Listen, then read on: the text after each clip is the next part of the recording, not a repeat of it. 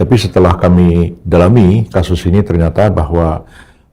yang disangkakan kepada Pak Silmi itu adalah kasus yang terjadi pada tahun 2023. Saya selaku Menko Bidang Hukum, HAM, Imigrasi, dan Pemasyarakatan dari kemarin secara intens memantau dan mengikuti perkembangan kasus Pak Silmi Kalim dan beberapa pejabat imigrasi di Jakarta Barat yang sudah ditahan oleh penyidik KPK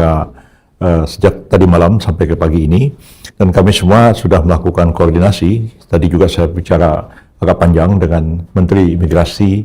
dan Pemasyarakatan Pak Agus Hadrianto, dan kami sampai pada kesimpulan memang kita semua sangat prihatin dengan terjadinya peristiwa ini ketika pemerintah mencanangkan untuk mewujudkan reformasi birokrasi dan reformasi hukum untuk menciptakan satu pemerintahan yang bersih, bebas dari korupsi, tapi ternyata masih ada juga praktek-praktek korupsi yang terjadi di lingkungan pemerintahan, khususnya di bidang keimigrasian. Tapi setelah kami dalami kasus ini ternyata bahwa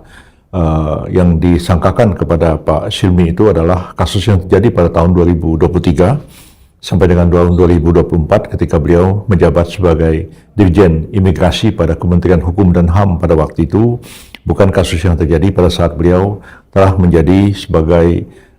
Wakil Menteri Imigrasi dan Pemasyarakatan sekarang ini. Meskipun demikian, kami sangat prihatin peristiwa ini terjadi, dan ini merupakan satu tantangan yang berat bagi pemerintah untuk betul-betul melakukan pengawasan, melakukan penegakan hukum secara konsisten, dan menjalankan seluruh kebijakan pemerintah yang diarahkan oleh Presiden Prabowo Subianto agar betul-betul pemerintahan ini bebas dari korupsi dalam semua lini jajaran pemerintahan.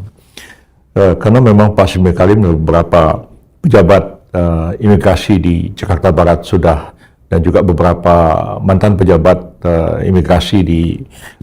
tempat yang sama sekarang ini sudah diperiksa oleh KPK. Ya, kami hanya menegaskan bahwa ya mereka semua untuk kooperatif ya menjalani pemeriksaan dan mengikuti proses hukum yang sedang terjadi yang dilakukan oleh penyidik KPK, dan pada akhirnya pemerintah mempercayakan sepenuhnya kepada KPK untuk melakukan proses penegakan hukum yang seadil-adilnya atas kasus ini, dan selanjutnya jika memang terdapat cukup bukti ya untuk dilimpahkan ke pengadilan, dan kita menunggu apa putusan pengadilan nantinya.